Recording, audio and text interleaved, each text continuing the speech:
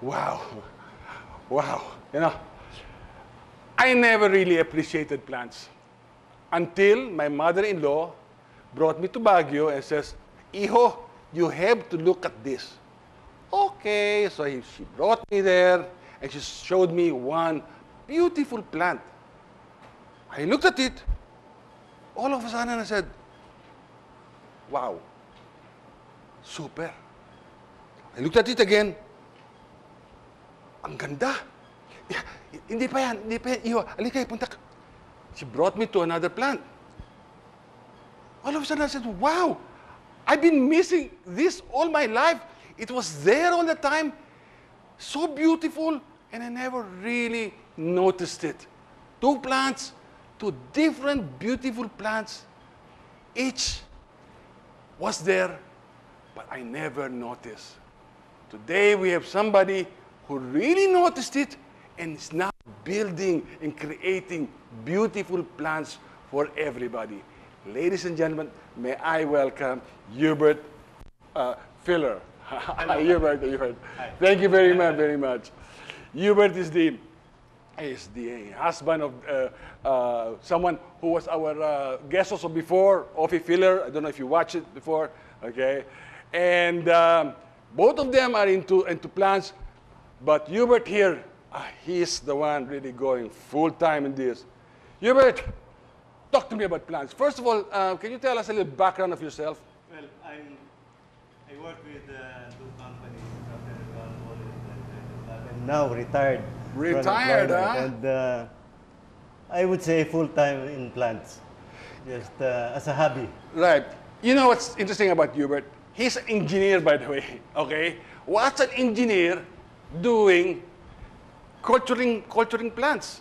Can you tell us why plants? Why like, not numbers? Just like you, Caloy, I considered myself a technical man and nothing to do with nature, nor plants, nor art, these things.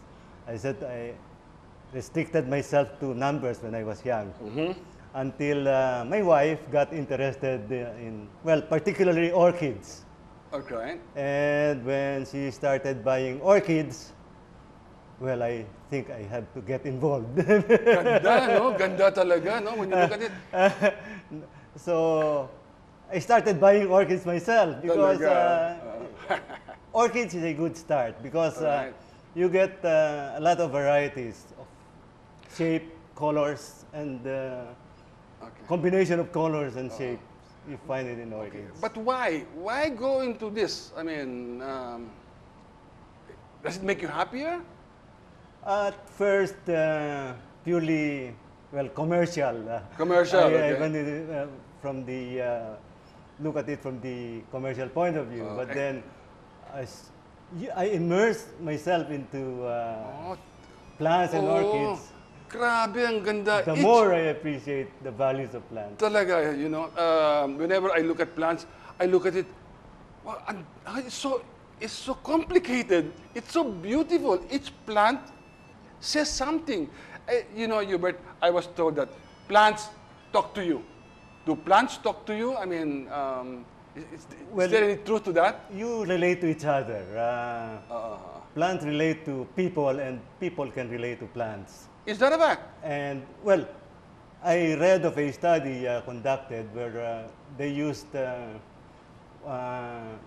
oscillographs to determine if plants have feeling. And plants do react to they have feelings? To people, yes. To the presence of the I love people, you. to the emotions that they get from people. Oh, really? I was told that, you know, when you are around plants, there is an effect on your overall disposition. Is that so? Well, I mean, if you are around plants, I mean, you're happier, totoo ba yun? I think the problem with most people is that if we center ourselves to our inner feelings, we find many problems. No, we are unhappy because all we find in ourselves are problems. But very interesting. When we look outward, no, when right. we concern ourselves with things outside of ourselves, then all these problems.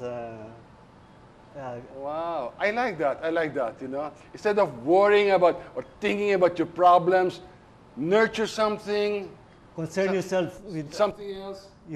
outside of things outside of yourself, then Yeah. you become happier. Yeah, but why plants? I mean, I can be concerned about something else. I mean, you know, why plants? What's so Well, first- magical or what's so special about plants? Well, first of all, plants are always with us. And then plants present some kind of beauty, especially with the flowers that they bear. Right, right. Really, I mean, I wish really people will really look at the plants. Talaga, iba-iba talaga. Look at this, look at this. You know, ibang klase. What do you call this, Hubert? A bromeliad. A bromeliad. Yes. And this plant That's here, also a bromeliad, but okay. different variety. it's a different variety, so there will be a different plant coming out here. Yes, yes. Okay. Feelings. I was told that, you know, well, if you touch the plant, talk to them, it's a good, it gives you a good feeling.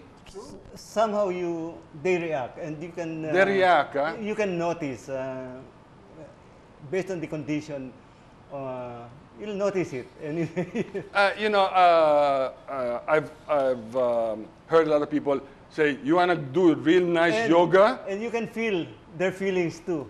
They Talaga. reflect back in their feelings. When Talaga, ah. you really pay attention to it. And you know what thing I like about plants? It just grows. I mean, and one thing that strikes me is each plant is different. So I say, even human beings are different. May kanya-kanyang beauty. That's true. Di ba? So that's the inspiration that I get when I see plant. When I see all of this, wow, ang ganda nito. Pang tao rin siguro. Di ba? Kaya lang we more or less look the same.